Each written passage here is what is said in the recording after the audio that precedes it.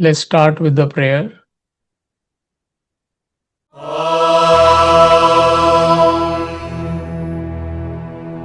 सहनावतु सहनौ भुनक्तु सह वीर्यङ्करवावहै तेजस्विनावधीतमस्तु मा विद्विषावहै ॐ शान्ति शान्ति शान्तिः. So, currently, we are studying the second chapter of this book, Governing Business and Relationships.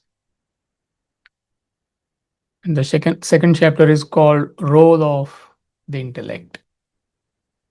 And we are on topic number 4, acquisition and enjoyment. And last week we read the first 2 paragraphs. Let's quickly recap the main points in these 2 paragraphs. See, when we talk about acquisition and enjoyment, that is how our life is motivated. These are the 2 powerful motivators that guides everybody's life. And we are not saying you should not acquire, you should not enjoy. You can't live life without acquisition or enjoyment. But what Vedanta is educating us, that when your intellect is weak, you develop craving for acquisition and enjoyment. If you miss the word craving, then you would miss the whole concept. So when intellect is weak, you develop that strong desire, craving, you can use any word, right? I want to acquire, I want to enjoy. And the whole life goes in that pursuit. So due to ignorance, you are going away from divinity, exactly in the opposite direction, because you are, number one, adding more and more desires throughout your life. That's the analysis all about. That how is a trap. So you drift away from the divinity by creating more desires, by adding more desires. And only when you have this knowledge, you develop that clarity that there is no happiness in acquisition and enjoyment. There is no happiness in the world. So what we are trying to find in the world is happiness through acquisition and enjoyment. And it's a wild goose chase. There is no end to acquisition, there is no end to enjoyment. Nobody has found happiness in acquisition or enjoyment, any acquisition. That's what we analyzed last week. Enjoyment we'll study today, but it's simple to understand. However you may enjoy, you want to enjoy more. And another point which we discussed was why there is no happiness in acquisition and enjoyment. Though we may try to find, you may amass tremendous wealth far beyond your needs, but still there is no satisfaction. That psychology we have to understand. Another person may pursue knowledge, the most knowledgeable person in his or her own field. There is no satisfaction. Power, you get all the power in the world, still there is no satisfaction. You get best partner, and partner is catering to your emotions, truly, genuinely, still there is no satisfaction. You come to religion, come to study of Vedanta, again there is no satisfaction. Though this is supposed to give us satisfaction, still that pursuit continues. So that psychology we discussed last week. And what is that psychology? What is it in us due to which we are not content with what we acquire in the world? I just gave you few examples: wealth, power, all that. So, what is it which we are actually looking for? It's not directly seen, but that is understood. That's the bottom line. What is it which we are actually looking for? Peace. Yeah, peace is a correct answer, but there is something else. Infinite peace. Infinite peace. If you miss the word infinite, you miss the whole thing. And there is no infinite peace, infinite happiness in the world, because the world is finite. So anything finite cannot give you infinite happiness. You may have vast wealth, even trillions of dollars somebody may have, but end of the day it is still finite. You could have power, unimaginable power, but still it is finite. So what we are actually looking for is infinite peace, infinite bliss. The second question is why? Are you getting the question? Step by step, we are building the thought flow. Already discussed last week. Just recapping. The answer is correct. Yes, what we are looking for is infinite peace, infinite bliss, happiness. Use any word. These are synonyms. The question is, why are we looking for infinite peace, infinite bliss? Because that is our original self. That's our original nature. Self meaning that's you are that. I am that.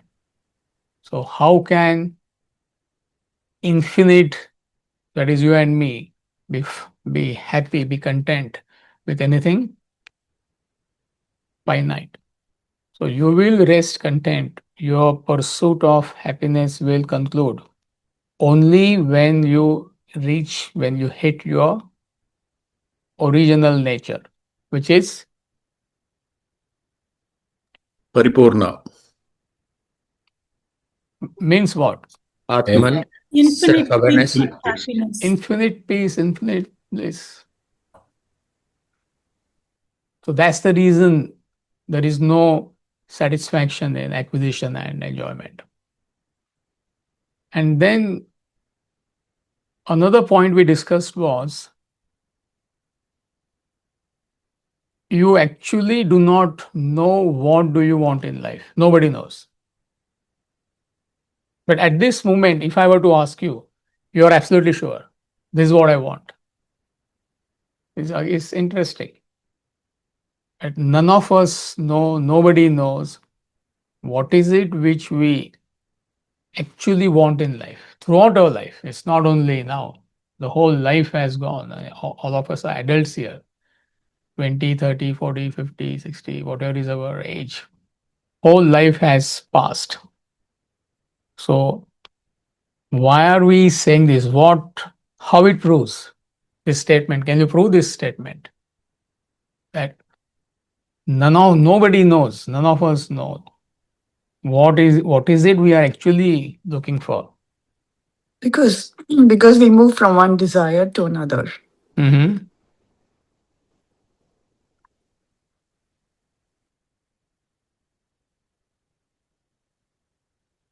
That's the correct answer. Anyone else?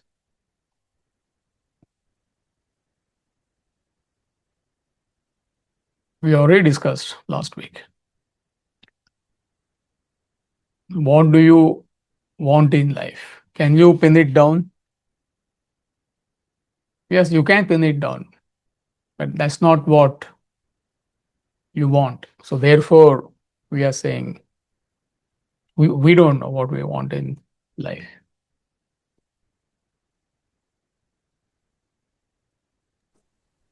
See, what we start out is wanting to, like, let's say, get married.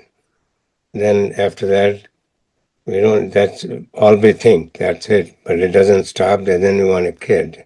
Not only a kid, we want a healthy kid.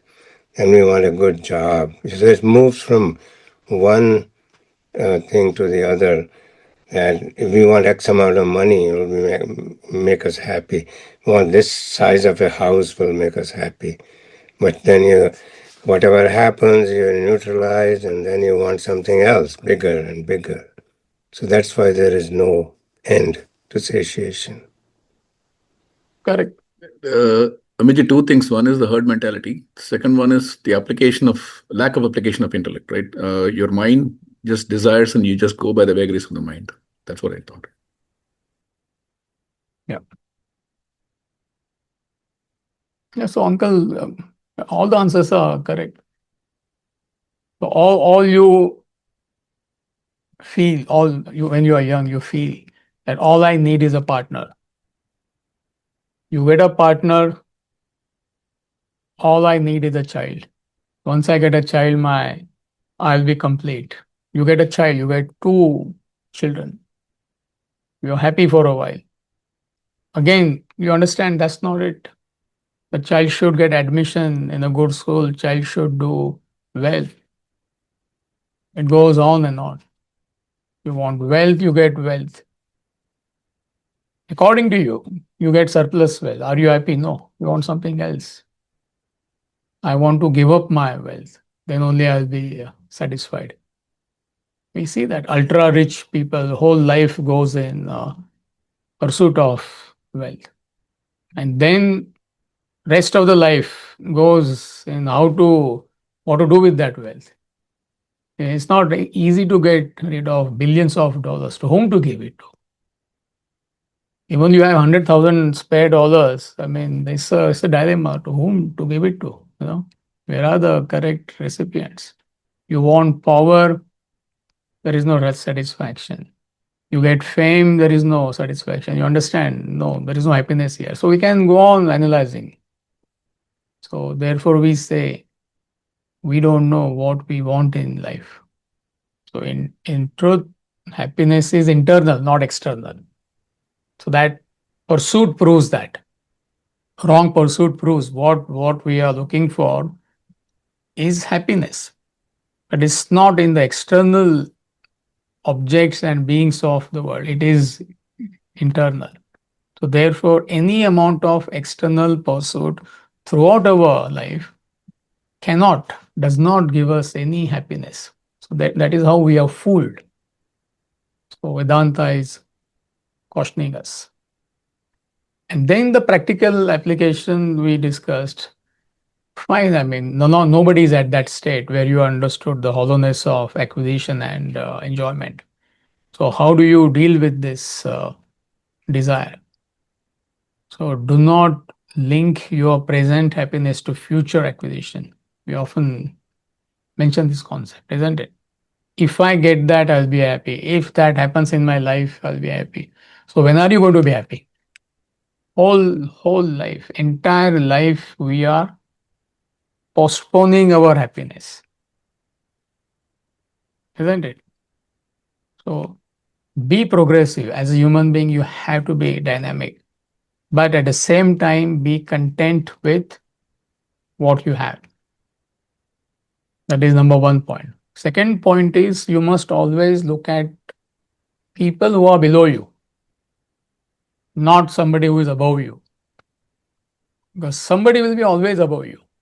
So whatever amenities you are enjoying, whatever acquisitions you have, whatever enjoyments you are having in life, how many people are blessed like you? 7 or 8 billion is the human population right now. I think maybe 10-20% people are struggling for the food, just the basic needs. Forget about the food, the basic needs they are struggling for. Are we struggling for the basic needs? Too many needs have been fulfilled. That is our problem. So how lucky you are. So always look at people who are below you, not somebody who is above you. Then whole life you will be miserable. So these 2 points gives you some kind of calmness, and then intellect becomes available to study this knowledge, and then you understand that there is no happiness either in acquisition or enjoyment, but also that lingering desire for acquisition and enjoyment is fulfilled. Both are necessary. You can't straight away take that stance. There is no happiness in the world. Yes, you may say that in theory, but are you there? Your desires remain. So it's a very practical approach. So these were the main points, 5 or 6 points we discussed last week. And we'll continue with the next paragraph, which is paragraph number 3. So are we okay? Any doubts from these 2 paragraphs?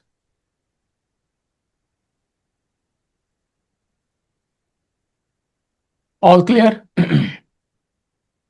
Okay, so we'll start with 3rd paragraph. So I think Charu can start today. Sure, Amarji. Yes, Charu. People realize too late that there is no limit to acquiring wealth. Billionaires with money accumulated to near limitless levels fall a prey to what is labeled as wealth fatigue syndrome.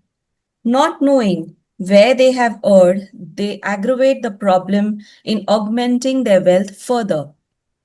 They scratch the wound that bleeds.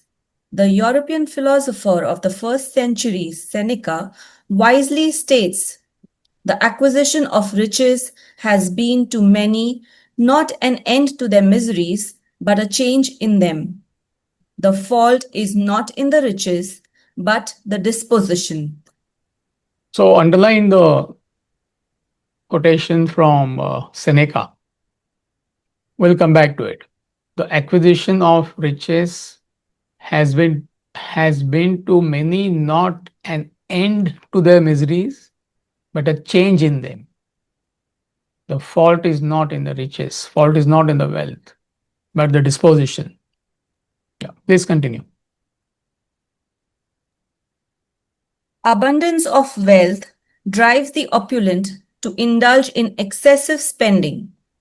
In the initial stages, their purchases are sparked by greed and envy at others who possess more. A man with a 200 feet yacht desires a 500 feet one and gets it. Another with a 4-seater plane acquires a luxury jet.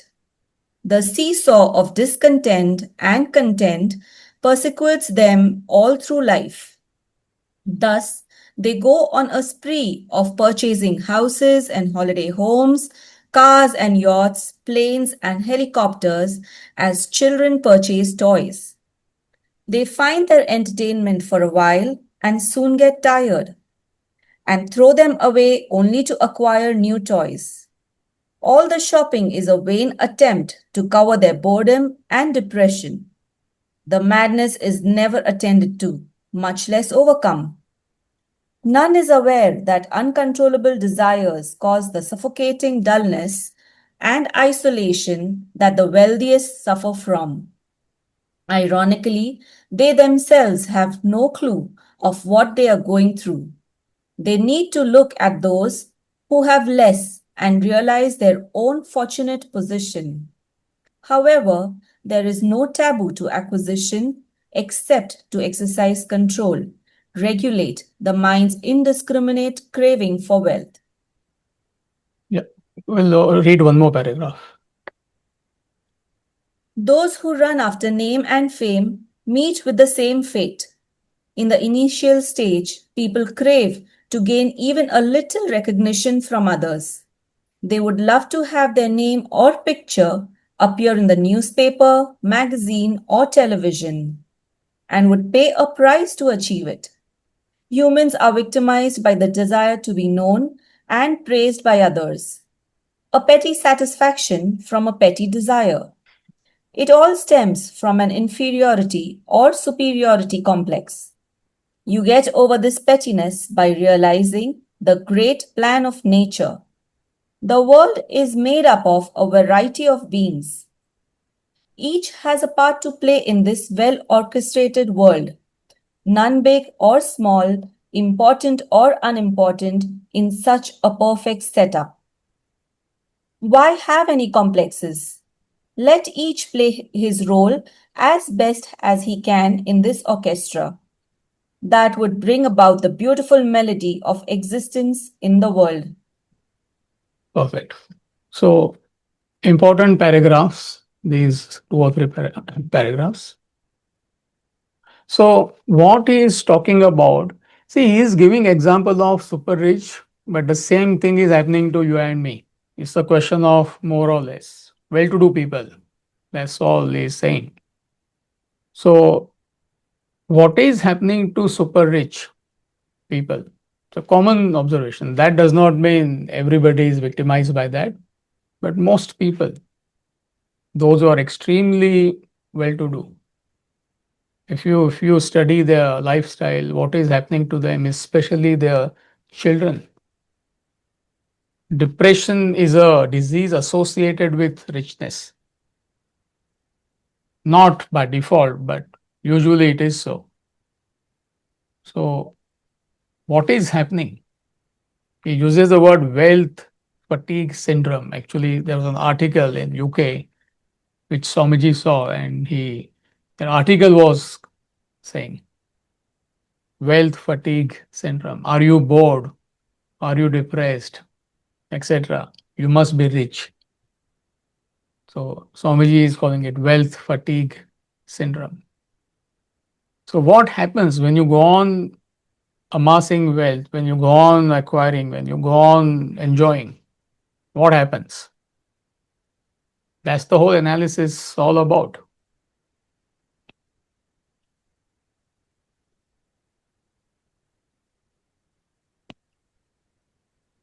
Initially, it gives you that kick. Okay, I'll give you a simple example. When you're a teenager, or when you're let's say 17 or 18, you did some job, I don't know, McDonald's or somewhere you worked, Pizza Hut. You went to Macy's or went to Sears and you bought your first dress. Something you bought, a pair of shoes you bought. How did you feel that time? Could be anything, doesn't matter. I'm giving you a simple example. How did you feel that time? Just one shirt and one pant or something you picked up. Happy and satisfied. You're happy, you're satisfied, correct? Now, is shopping making you happy? You may shop to find happiness, but there is no satisfaction. You already have 5 Lululemon track pants, which can be seen hanging on the hanger. 2, 3 are somewhere which you don't know where you kept them, but you know you bought them. That is for sure. We're talking about $150, $200 track pants. Then husband points out, see, 2 are lying there. This is apart from 5 you can see, 3 which are missing. 2 are maybe in his side of the closet with the tags on. Lululemon pants I am talking about. What happiness you are getting by shopping when you already have everything. So based on your own experience, you have to project. Super rich. Otherwise, somebody may say, "No, I don't understand super rich. I am not super rich." You are super rich compared to people who don't have even one track pant. So, what satisfaction it is giving you? So, therefore, he says, beyond a point, if you go on indulging, and that's what happens when you get wealth far beyond your need. Nothing wrong with wealth, but you start spending it to find happiness. The boredom sets in, and when you buy everything, whatever your money can buy, you can afford to buy, so you buy. What else is left in life? So therefore, he uses the word wealth fatigue syndrome. Wealth does not give you happiness anymore. Use that Lululemon example if you can understand. I don't know in India what is. Do we get Lululemon in India, Charu? Oh, we get in India now. Lululemon. Started recently, yes. I dare not ask the price. I'm sure I'll get a heart attack. The hair itself is like heartbeat goes up. India, it must be like buying a property. I'm sure. Anyway, just for reference, how much will it cost? Find out next week. You live in a opulent area of Mumbai. That is where all the customers are. You know, not in Goregaon or Kandivli. Not many will buy there. So that's the word, that wealth fatigue syndrome. The thing is, example, like people want fame. The natural tendency. You post something on, I don't know, social media. How many likes are there? 500 people liked. Wow. So you want fame. Find out from those people who had fame. They died avoiding fame. What is the classic example of this? That person died avoiding fame. Those who haven't heard Swamiji's lecture, they should answer first. Famous example, everybody knows. That person died avoiding fame. An overdose? Who is that? An overdose? Like drug overdose? No, I'm asking about a person. Oh, This is a historical fact happened recently, maybe last 10 years or whatever. That person, everybody wants fame, or whoever wants fame. Some recognition, people should recognize me. I should get some award. They should be following. One such example I am giving you, who died avoiding fame and recognition.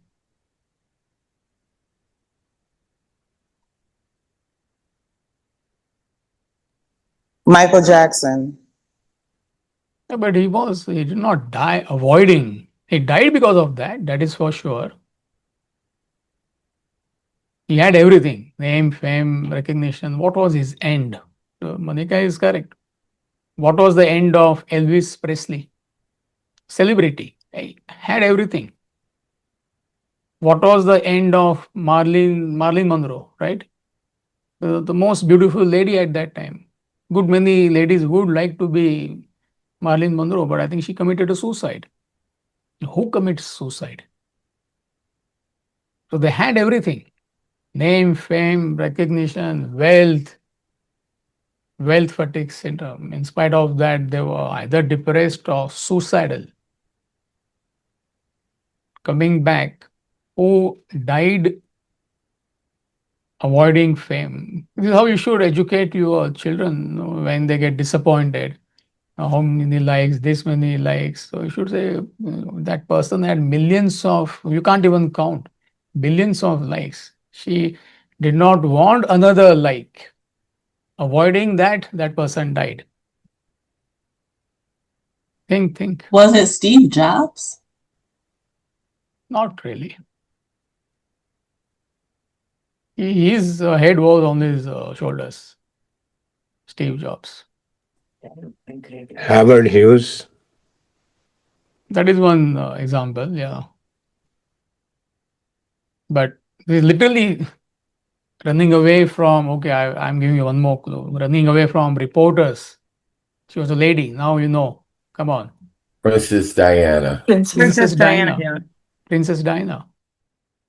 People want recognition. Okay, my name should come, my photo should come somewhere. Some newspaper, tiny little also will give us kick. She died running away from the reporters, literally speaking. So what happiness? So therefore, he says that craving for the object or anything is there till you get it. Once you get that, what's the big deal? After that, there is boredom and monotony. Anybody here in this audience, there are, I don't know, 25, 30 of us here, will you be excited to buy an iPhone? Come on, be honest. You start dancing. Yeah, I got an iPhone. What's the big deal? Why are we even talking about it? Mac Air, expensive laptop. But are we going to start dancing when we get Mac Air? So that satisfaction is there till you get that object. You wanted a car. You got the car. How long you enjoyed BMW, Charu? It's a big deal in India. I mean, USA, even in USA, it is a big deal. India, still, relatively speaking, it is a big deal. Only driver drives. He doesn't even know how long you are happy, how long you got the kick. For argument's sake, or your husband, let's say, Only for a while, then it becomes another car. just another car. You get the point. He prefers smaller cars. In fact, this is a fact. Therefore, I am giving you that example. So that craving is only till you get the object. It's happening to all of us. After that, it's a life of boredom and monotony. Now, you imagine based on this, somebody who has got everything has been taken care of. What is there to look forward to? When we were young, there was something to look forward to because our parents, relatively speaking, did not pamper us, isn't it? But now, what are you doing? You did not learn from your parents. Most of us did not. So you are pampering your children like anything. To the T, you are pampering them. So what happens when you indiscriminately pamper your children? Keep on buying them expensive gadgets or whatever money can buy. This is what well-to-do parents are doing. 9 out of 10 are doing. One exception could be there. So by the time they are 14, 15, 16, 17, there is absolutely nothing to look forward to. You and I still may get a kick if we get an iPhone, relatively speaking. Now, is your teenage son or daughter, 17, 18, are they going to be excited by AirPods or Apple Watch or Apple phone? So you bought practically everything for the indiscriminate pampering. This is what we are trying to understand. So well-to-do parents pamper their children indiscriminately. Therefore, you find problem of addictions, depression, suicides, or aimless life in the children of well-to-do families, isn't it? Swamiji gives so many examples. I mean, we can't mention names. Some of the ultra-rich people in the world, they used to host Swamiji. So in UK, that family was one of the richest families in the world. And their son committed suicide at age of 24, 25. Now, what is lacking in his life? Those are doing e-learning. Swamiji gives that example. And Swamiji himself was present on his 21st or 22nd birthday, something like that. Mother presented a nice little box to the son. Happy birthday. So, don't you want to open? So he opened. And it was a key to the Ferrari, the sports car. Yeah. Okay, thank you. He kept it aside. So parents are asking, are you not going to see it? Tomorrow, maybe I will see. He has 10, 20 cars in his garage. What is one Ferrari to him? A fascinating example, those who are doing e-learning. The same boy Swamiji talks about. He was getting bored. So his mom said, why don't you take a trip to our villa in the Alps? Villa is like a palace in Switzerland. He says, so boring. So that boy committed a suicide at the age of 25, 26. Absolutely nothing left in life. Aimless life. Do you follow? So that psychology he is trying to explain to us step by step. And therefore, he quotes Seneca is fascinating. the acquisition of riches has been to many not an end to their miseries, but a change in them. The miseries did not end. In fact, the miseries what? Increased because of wealth. Seneca is saying, whenever he said, we don't know, the fault is not in the riches, but the disposition. Can somebody explain this statement? It's so much of discussion, it is very easy. He gives the problem and also he gives the solution. Also, he removes the misunderstanding because there are chances that you may misunderstand what he's saying. Okay, I want to give up my wealth now. You will be more miserable. So, what is he saying, Seneca?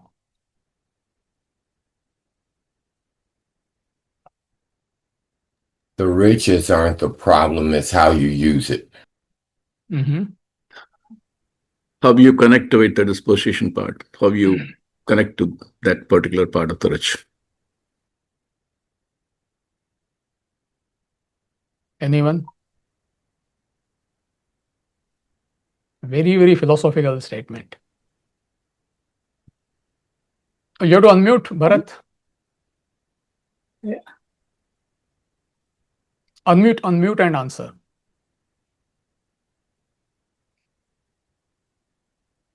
Are you satisfied with you are rich, but are you satisfied with all disposition? Correct. You're not. That we already established. So where is the problem? Problem lies in what? Should I then give up my wealth? As it is, I'm miserable. If I give up my wealth, I'll be more miserable. Can't even go to Starbucks. Can't even do this, do that. Horrible. Have the right value for what the world has to offer. Mhm. Wealth. We are discussing wealth. So where is the problem? Is wealth the problem?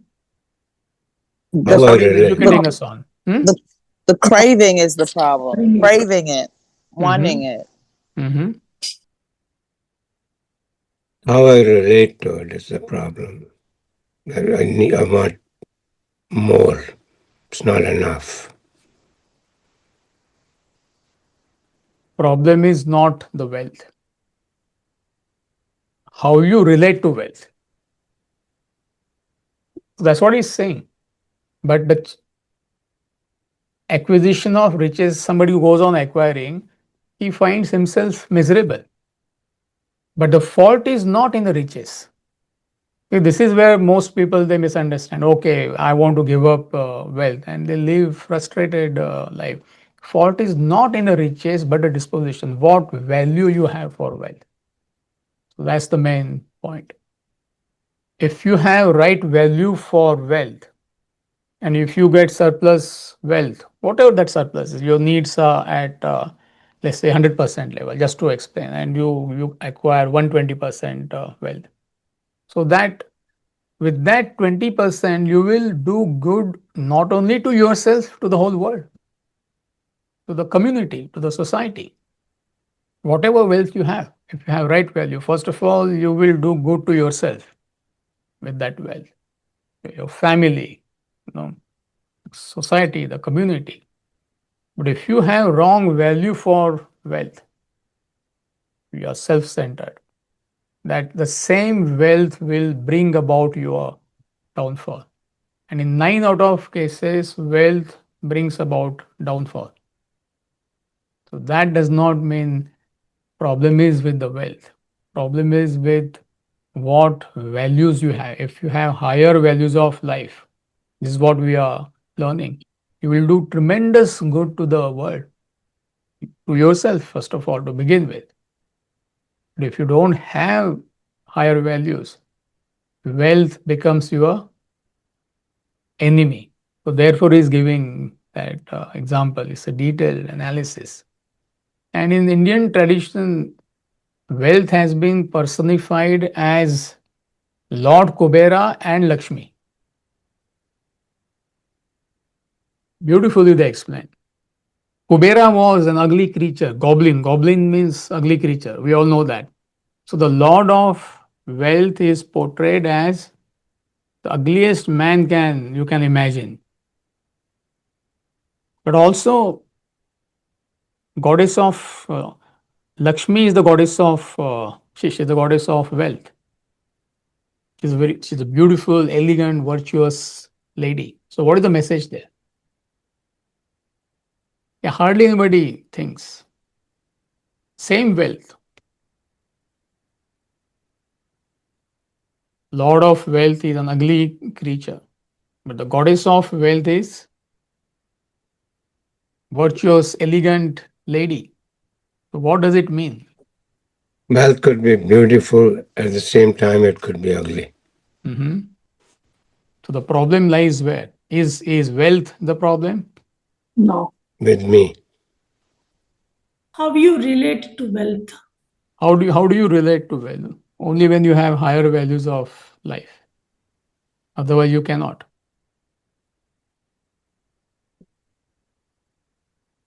You will understand all this, 99% of you, and still you will go and pamper your children.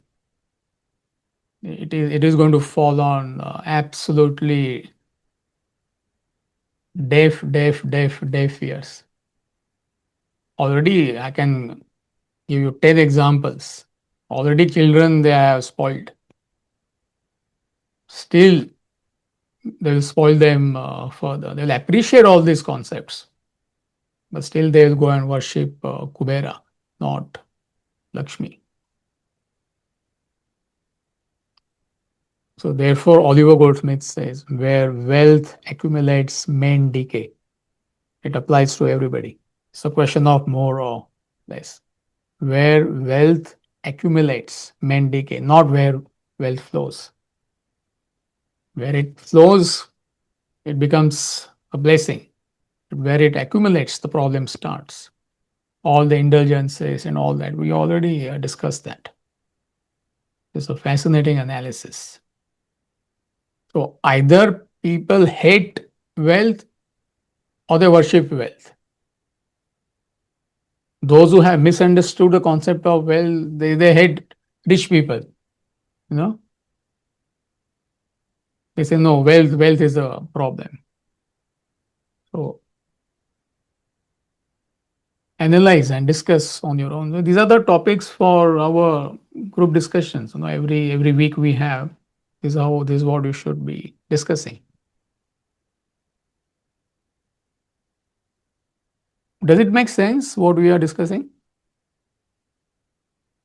Next paragraph, Veera. Where are we? Where we stopped? Oh, someone raised a hand. Someone raised the hand. Oh yeah, please. Yeah, yeah. I actually had a question, Yeah, Mitji, please. when you're talking about the level, the limit where, you beyond which it kind of, goes to a negative value. It's so Right. relative with different people, right? For somebody, they might just feel that, okay, this is like, okay, I can do this. It's not going to, for someone else, it might be different. So that becomes like a little bit challenge to really like understand what's the balance? Like, where do I know that, okay, beyond this, now I'm going towards the negative side of it? No, that's the whole point. There is no negative. You may have $1 trillion. It's not negative. No, no. You may have 10. How do I use it? Like, I mean, it's not the amount of wealth that I have, but you were telling that how we use it. So after a threshold, the way we use it, the value that we look at it, that becomes, goes to the wrong side. So how do we know where that balance is? No, there is no balance. There is no threshold for wealth. Hmm. This is what my threshold is could be different from your threshold. See, therefore, they give us so many examples. Now, what threshold Sudama had? Sudama is a character from Indian literature. He was a pauper. What threshold Sudama had? Whatever wealth he had, he was absolutely happy. His friend Krishna had infinite wealth, extremely wealthy person. So, what is the threshold? Both had no value for wealth. One had no wealth, another person had all the wealth. Both had no value. So it has got nothing to do with wealth. There is no such thing called as a threshold. You may have $100 and it may bring about your downfall. Another person may have $100 million, he may uplift the whole world with that. So, therefore, what value you have, higher value, this is what we are learning. Unselfishness. You're working for Loka Sangra, welfare of the world, community. So, if your life is based on this, you work in the spirit of service and sacrifice, this is your attitude. Okay. So, such a person, even if he doesn't get wealth, his attitude remains same. Or he gets all the wealth in the world, it does not change. So, therefore, there is no such thing called as threshold. So that's the whole point. Otherwise, then very simple. Okay, $1 million is a threshold. You go talk to all these billionaires. $1 million is what? To park the yacht in Fort Lauderdale every day. Some of them are paying $70,000-$80,000. When you take that tour, this is all that wrong information you come home with. Or you see all the yachts of 1 million is like poverty, literally poverty. What can you? So there is no such threshold.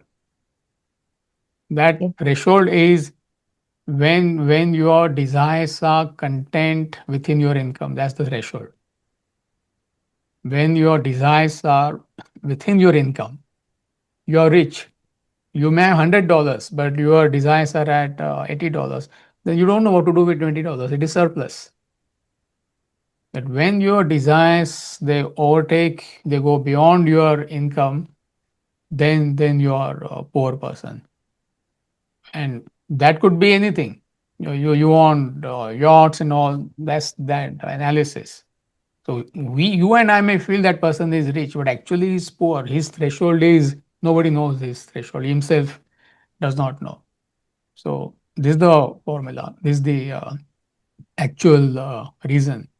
If or when your desires are contained within your income, that is richness. It's a state of mind.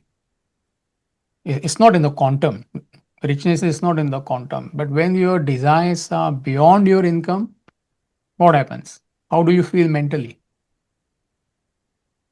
Agitated. Poor.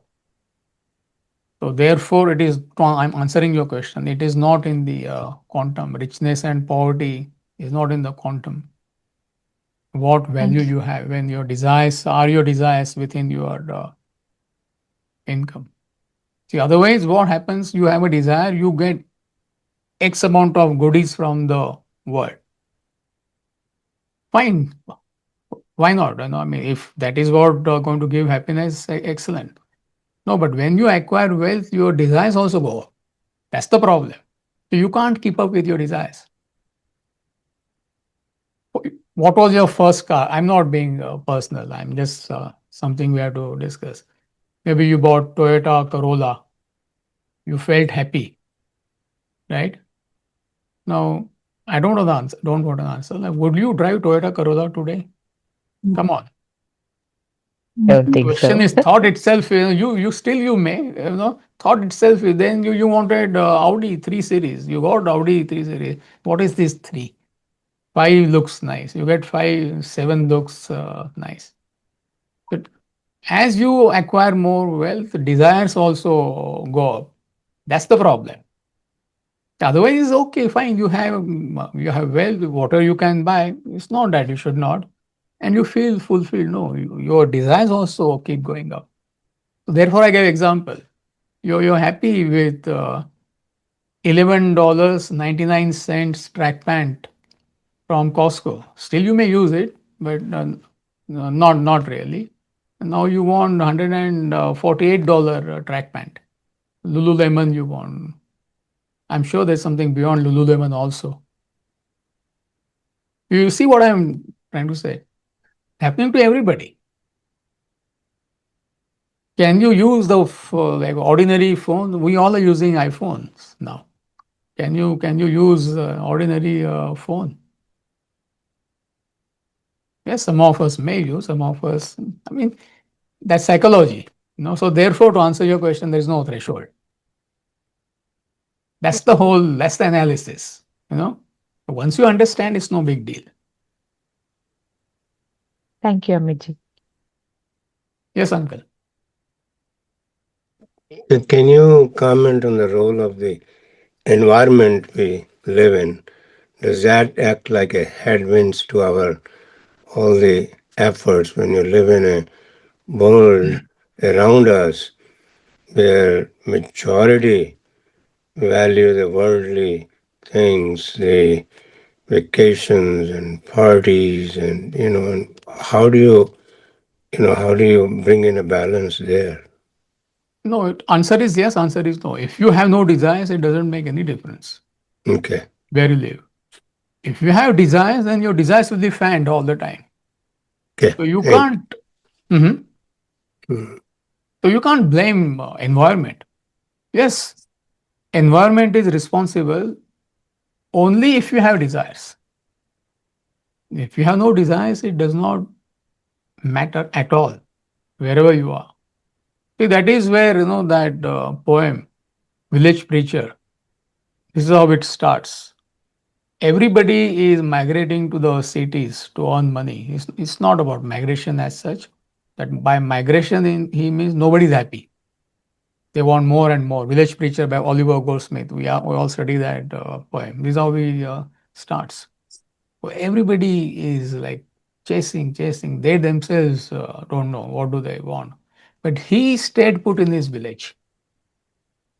When everybody around him they left the village, he did not go anywhere.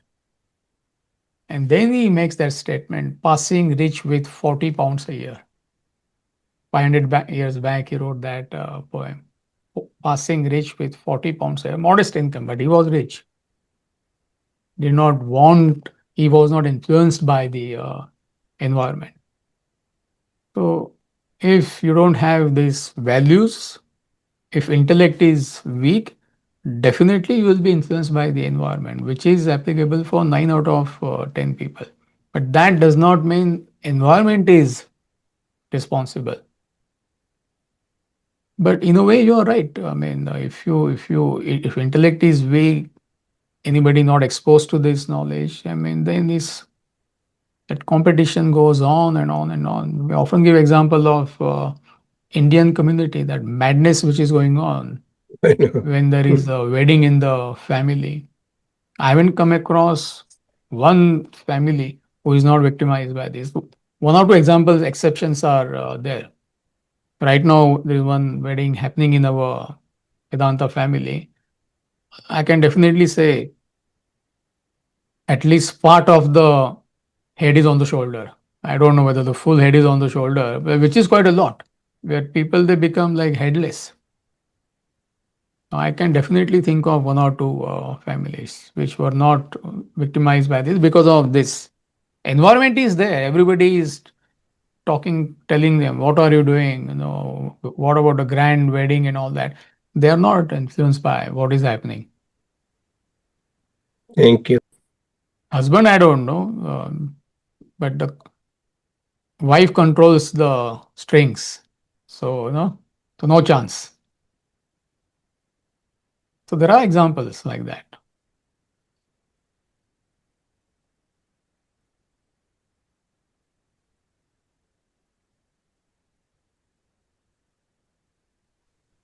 Are we okay? Yeah. Please continue, Veera. Carry on. The desire for power again is insatiable. The more the person, the more the power a person gains, the more he craves for. It takes him up in a spiral and ultimately destroys him. History has revealed how this craving has devastated several leaders and countries. Ironically, real power emerges from selflessness in a person. The more unselfish he is, the more power he commands. No selfish person can wield power for long. Yet the masses go about selfishly seeking power in the world. The next, Underline that statement. Real power lies in selflessness. Any aspect of life. At home, you're unselfish, you'll be powerful. In your workplace, if you're unselfish, you function with the spirit of service and sacrifice, you'll be the most powerful person. Leader in any field, political leaders, business leaders, the real power lies in selflessness. But people, they want to acquire, they want to usurp. This is how they want power. So again, this is a topic for discussion. I mean, I can't explain everything. Otherwise, this class will go on forever. So discuss this statement. Real power lies in unselfishness or selflessness. Yeah, please continue. the next motivation that drives humans after acquisition is to enjoy their material gains by contacting them. As a result, they plunge into indiscriminate indulgence and gradually lose the pleasure derived therefrom, and reach a point when they further contact gives when any further contact gives no pleasure at all, a state known as neutralization. Thus, through indulgence, the super rich get neutralized to the enjoyment of material gains.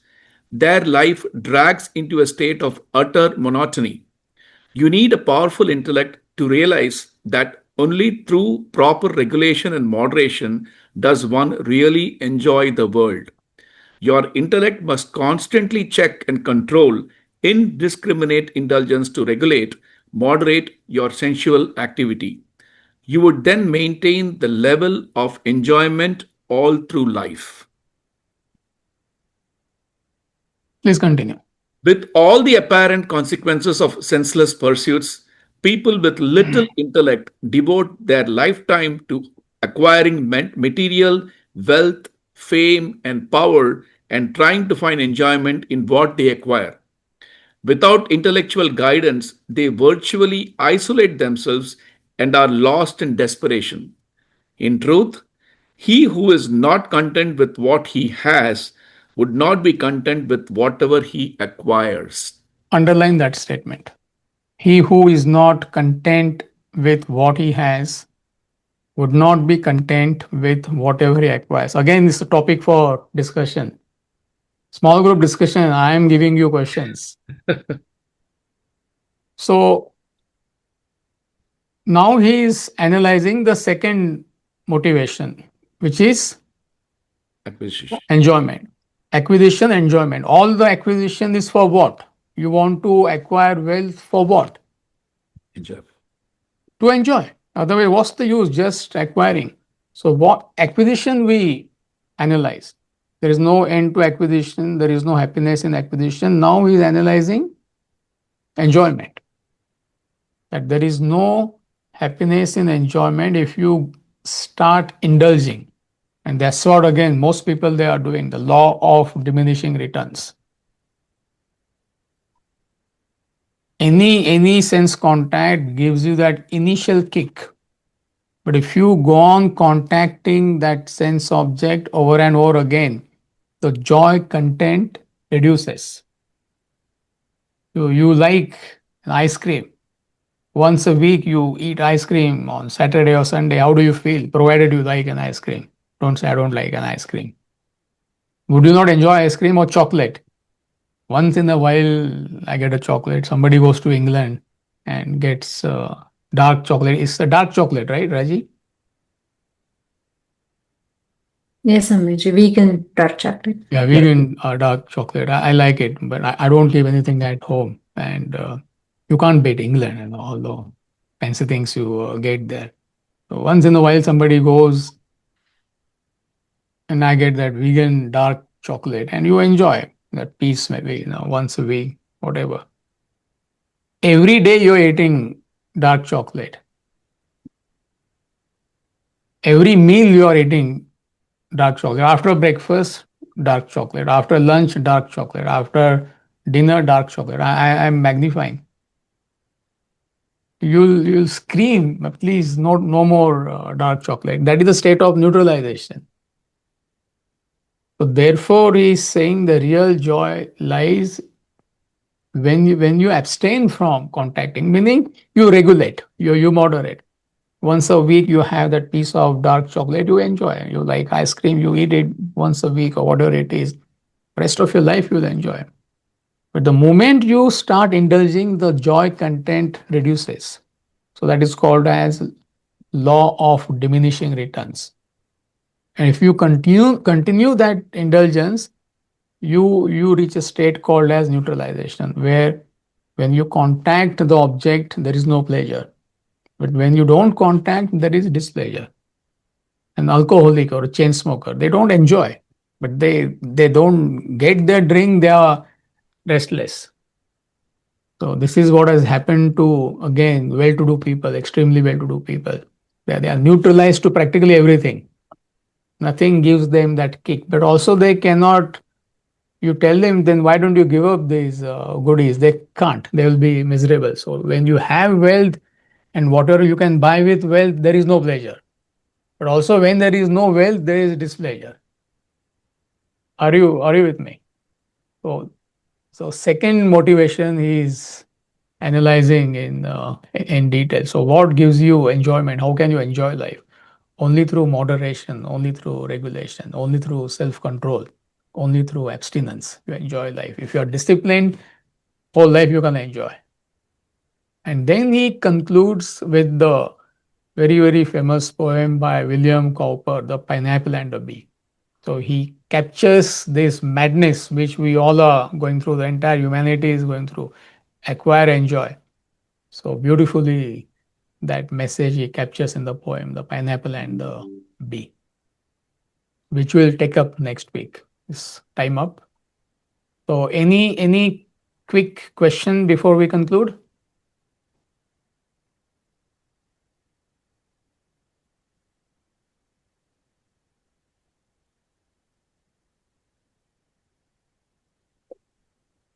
All clear? Okay, excellent. So I'll see you next week. And small group discussion, I have already given you, I don't know how many, 3-4 questions. Two questions to start with. Minimum, I remember 2 questions. All right, all the best with the discussion. Thank you.